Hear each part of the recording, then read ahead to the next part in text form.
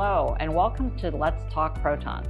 My name is Dr. Helen Shih. With me today is Dr. Minesh Mehta, perhaps the most famous academic radiation oncologist who has led the way in important clinical trials in energy oncology in the brain tumor space for approximately 30 years. What makes proton therapy different than other types of radiation? What does it mean for patients from their perspective, their experience, but also consequences, long-term outcomes? So proton therapy is a very unique form of radiation. As we know, light is radiation. As we know, radio waves are radiation. X-rays are the most common form of radiation that patients get to see in their healthcare journey, wherever they go. And high-energy X-rays, or photons, are the most common type of radiation that we use for treating cancer. Protons are just another form of radiation, but unlike the wavelengths of radio waves and light, protons are actually particles that are accelerated with energy and deposit radiation dose. The big difference between protons and high-energy X-rays or photons is the fact that photons continue through the tissue that is being radiated so that everything downstream of the tumor is also getting exposed. Protons don't do that. Protons actually stop where we intend them to stop, and therefore tissue downstream does not get exposed to radiation. And that is a fantastic ability for a physician to be able to spare those tissues. Brain tumors are located in a critical structure. What does that mean for treatment planning and radiation therapy? So we used to think about the entire brain as having uniform sensitivity to any therapies that we subject the tumor to. But we have learned over time that different portions of the brain react differently to different therapies. What this means to a patient is that we could put radiation dose next to a tumor, and the tumor could potentially be located in a region that could be damaged easily by radiation, and therefore there are consequences of the therapy.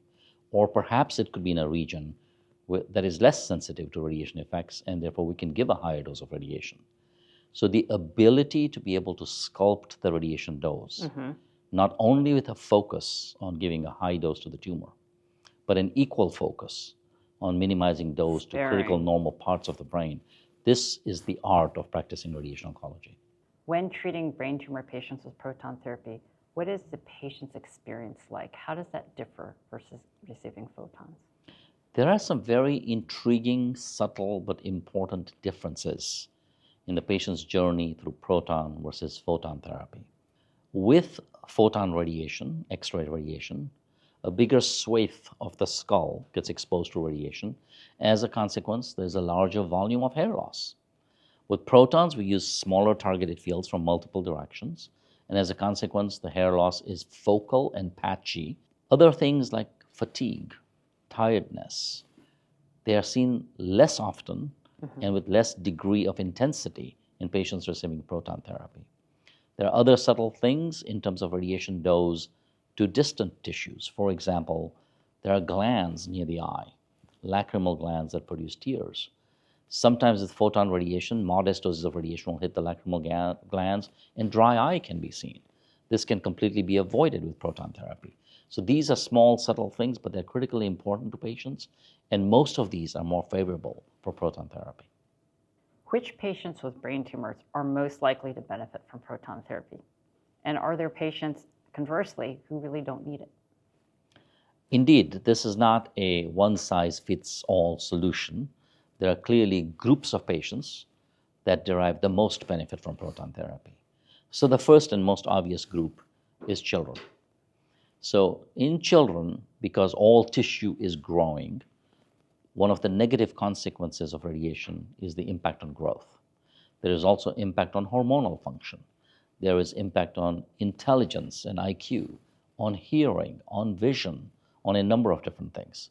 So hands down, in a significant majority of children with brain tumors, proton therapy is significantly superior to photon therapy. I would expand that to adolescents and young adults as well, because they have longevity in their favor. Now it's the same issue with them. I would further expand that to say even adult patients with low-grade tumors, tumors that are growing slowly, where there is substantial longevity, a patient is going to live for many, many years, they would derive benefit from the use of proton therapy. Examples include things like meningiomas, things like low-grade gliomas. These patients would benefit from proton therapy. Now, there are other situations where it's not going to make a difference. Let's say that somebody has got metastatic disease to the brain and they need whole brain radiation. They've got multiple lesions in the brain. The whole brain is the target. Protons is not going to do a better job than photons in a situation like this. Or there could be a patient where the goal or aim of therapy is purely palliative. It's just resolution of symptoms and nothing more than that, and there's not longevity in the patient's favor. Such a patient might derive no or minimal benefit from proton therapy. Many patients worry that proton therapy isn't covered by insurance. We've come a long way in improving coverage, but how does coverage typically work today? Unfortunately, we have significant challenges and lots of room for improvement. What I tell my patients is to not despair. What I tell them is that most physicians that deliver proton therapy have experience with this. They have the ability to talk to insurance companies, write the appropriate letters, make the proper appeals, and sometimes it may take time. It may take days, sometimes it may even take weeks.